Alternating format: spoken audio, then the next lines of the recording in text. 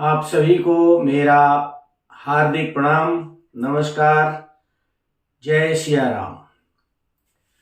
हमारे सनातन धर्म में करवा चौथ को या पूर्णिमा के दिन, पूर्णिमा की रात को चंद्रमा को अर्घ्य देने की परंपरा है कि नहीं? आप लोग अर्घ्य देते हैं या नहीं देते हैं? अरे कुछ तो बोलो भाई। हाँ, देते हैं। तो ये अर्घ्य क्यों दिया जाता है? कुछ तो रीजन होगा इसके पीछे। एक दो कारण तो मैं बताता हूं। पहला, चंद्रमा को लक्ष्मी का भाई कहा जाता है। क्यों? क्योंकि चंद्रमा की उत्पत्ति समुद्र से हुई है और लक्ष्मी जी की उत्पत्ति भी समुद्र से ही हुई है। सामान्य जन ये सोचता है कि चंद्रमा को अर्घ्य दे के प्रसन्न कर लिया जाए तो लक्ष्मी जी को बाद में आसानी से प्रसन्न किया जा सकता है। दूसरा कारण ये हो सकता है कि चंद्रमा को औषधियों का स्वामी कहा जाता है। इसे औषधिपति कहा जाता है।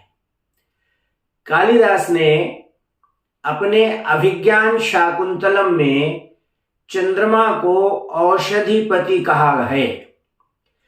याते कतो अस्तशिखरम गच्छति पतिरोषधीनाम। संसार की जितनी भी औषधियां हैं वो सब चंद्रमा की वजह से ही फलती फूलती हैं और इसलिए सुहागिनें चंद्रमा की पूजा करके ये वरदान मांगती हैं कि मेरे पति स्वस्थ रहें और मेरे पति की आयु लंबी हो। तीसरा कारण है, चंद्रमा को मन का स्वामी भी कहा जाता है। चंद्रमा हमारे मन को शीतलता प्रदान करता है। इस शीतलता के कारण पति पत्नी में परस्पर प्रेम बना रहता है और पारिवारिक जीवन सुखमय रहता है। चंद्रमा को अर्घ्य देने से पहले हमें चंद्रमा की पूजा करनी पड़ती है, पूजा करनी होती है। और पूजा करने के लिए हमें पूजा की थाली तैयार करनी होती है। हम सब जानते हैं कि चंद्रमा को सफेद रंग बहुत पसंद है। चंद्रमा की प्रिय धातु चांदी है, इसलिए चंद्रमा की पूजा की थाल चांदी की हो तो सर्वोत्तम है। और अगर चांदी की थाल नहीं है तो थाल फूल की भी हो सकती है या पीतल की भी हो सकती है। अब इस थाली में हमें कौन कौन सी वस्तुएं रखनी हैं चंद्रमा की पूजा के लिए, यह भी जानते हैं। चांदी का बरक लगी हुई मिठाई, मीठी खीर या पायसम, सफेद रंग के फूल, सफेद चंदन, सफेद अक्षत, चांदी का एक सिक्का, रोली, धूपबत्ती, एक दीप जिसमें गौ का शुद्ध घी हो और सफेद रुई की वर्तिका पड़ी हो, और ऋतुफल जैसे नारियल जो सफेद रंग का ही होता है। अब पूजन कैसे करें? चंद्रमा को रोली और अक्षत से तिलक लगाएं, मिष्ठान्न का नैवेद्य प्रस्तुत करें, भोग लगाएं, सफेद पुष्प अर्पित करें, धूप दिखाएं, दीप दिखाएं, सफेद कपूर जला करके चंद्रमा की आरती करें और फिर चंद्रमा को अर्घ्य दें। अब चंद्रमा को अर्घ्य देने के लिए हमें अर्घ्य पात्र की तैयारी करनी है। ये अर्घ्य पात्र भी अगर चांदी का हो तो सर्वोत्तम है, और अगर चांदी का नहीं है तो अर्घ्य पात्र पीतल का भी हो सकता है। लेकिन एक चीज ध्यान रखना है, अर्घ्य पात्र जिससे आप चंद्रमा को अर्घ्य देने जा रहे हैं तांबे का या स्टील का नहीं होना चाहिए। अब इस अर्घ पात्र में भी हमें कुछ ऐसी वस्तुएं डालनी है जो चंद्रमा को प्रिय हैं, जैसे